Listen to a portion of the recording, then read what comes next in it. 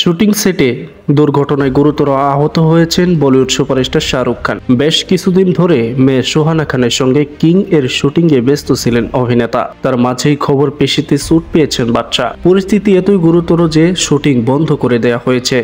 মুম্বাইয়ের স্টুডিওতে একটি অ্যাকশন দৃশ্যের শুটিংয়ের সময় আঘাত পেয়েছেন শাহরুখ খান। পেশিতে চোট পেয়েছেন নায়ক, তাই জরুরি চিকিৎসার জন্য প্রয়োজন। বলিউড হাঙ্গামার প্রতিবেদনে বলা হয়েছে উচ্চ অকটেন স্টেন্ট করার কারণে আঘাত বলে মনে করা হচ্ছে। জানা গিয়েছে চোটের কারণে অভিনেতাকে তার টিমের সঙ্গে প্রয়োজনীয় চিকিৎসার জন্য মার্কিন যুক্তরাষ্ট্রে নিয়ে যাওয়া হয়েছে। চিকিৎসকরা তাকে কমপক্ষে 1 মাস বিশ্রামের পরামর্শ দিয়েছেন। ফলে ছবির কাজ জুলাই থেকে আগস্ট মাস পর্যন্ত বন্ধ রাখা হচ্ছে। কিং ছবিটি শাহরুখ খানের বহুল প্রতীক্ষিত একটি ছবি। এই পরিচালনা করছেন সিদ্ধার্থ আনন্দ। তিনি পাঠান এবং ওয়ারের মতো ব্লকবাস্টার ছবির জন্য পরিচিত। এই ছবির হাত ধরেই প্রথমবারের জন্য বড় পর্দায় আত্মপ্রকাশ করতে চলেছেন শাহরুখ খানের ক্লান্তি সোহানা।